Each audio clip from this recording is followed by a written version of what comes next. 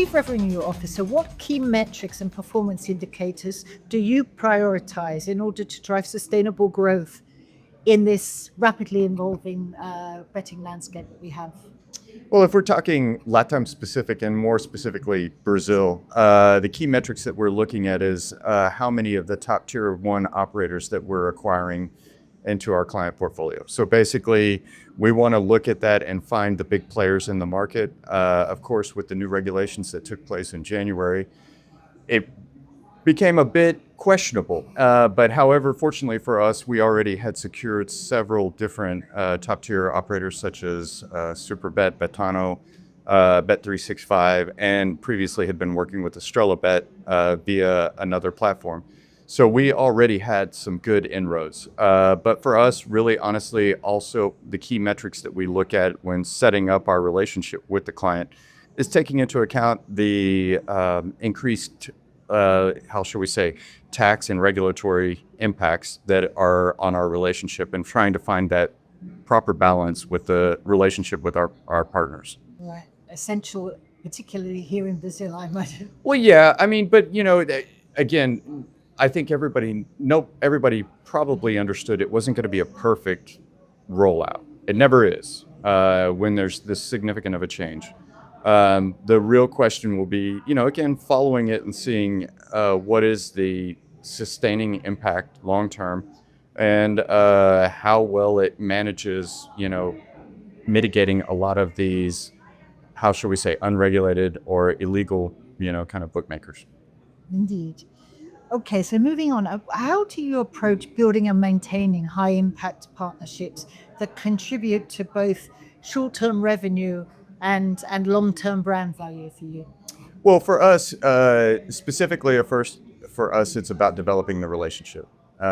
We go to great extents to really not only get to know, let's say, the commercial person or, some of the management, the key management individuals, but we have a dedicated team that works closely with, let's say, our partners' frontline staff that are doing it, traders as well as risk managers, and trying to monitor and manage and maintain the product health that we have with them so that they're getting ample return on their investment and unlocking additional value.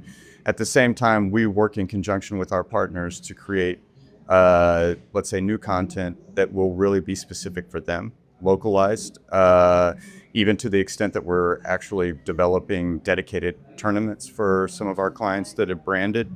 So it's really about a little bit of tailoring, but at the same time, at the end of the day, it's really about maintaining the relationship with them, on a personable level. Right, right. And from your perspective, what's the most effective way to align commercial strategy with the fast changing demands of tech savvy bettors and operators? That's a good question because we're experiencing quite a bit of that right now with what we've come to find out in Brazil, and it is. It's atypical from the rest of the markets that we operate in. There are the bettors here are very sharp, and they're looking for as many weak points as they possibly can.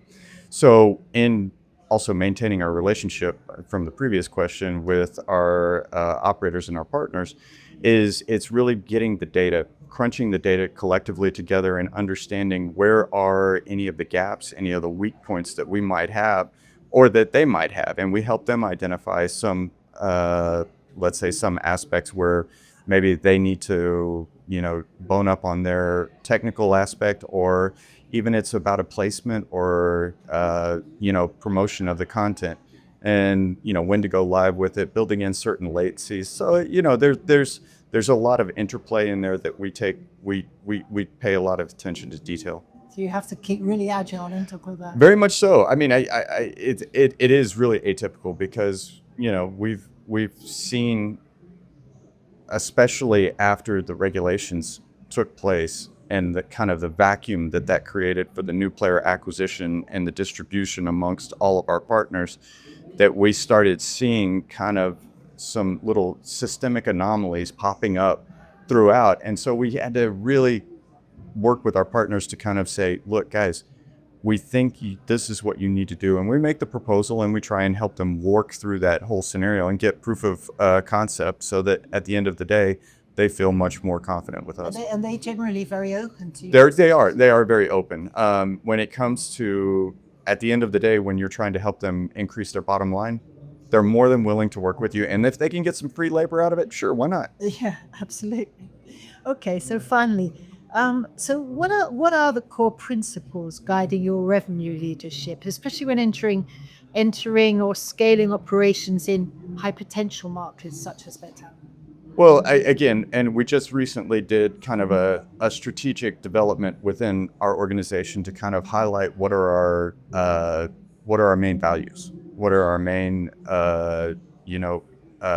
principles, guiding principles to move forward, not only for our sustainability, but as well for our partner relationships. And, the main ones were, of course, taking a very customer centric approach, working with them, collective quality so that we're able to go ahead and we understand that as a team, we work collectively to create what is the top quality product that we can provide for our clients. And, at the end of the day, it's also about maybe understanding that not any one person is the smartest individual in the room and understanding that it's okay to maybe give more of a hands-off approach and allow some of the superstars within our organization to really shine. So we are very, very, how would we say? I would say we're very supportive of that. We encourage it. And, we really try and encourage that our team members stick to the principles and the guiding principles that at the end of the day, we want to be the best provider of fast betting content in the industry. And just very last question now. Brazil is an exciting market Yes. as well, and a sort of stands alone really in the sense of its potential. How do you see the market here developing next 3 to 5 years? Ooh, next 3 to 5 years. That's going to be a challenge. I mean, of course, with the sheer volume of people, 210 plus million, in Brazil alone, also being kind of the new guiding principle for the regulatory framework that's probably going to be more infectious across the entire LATAM market.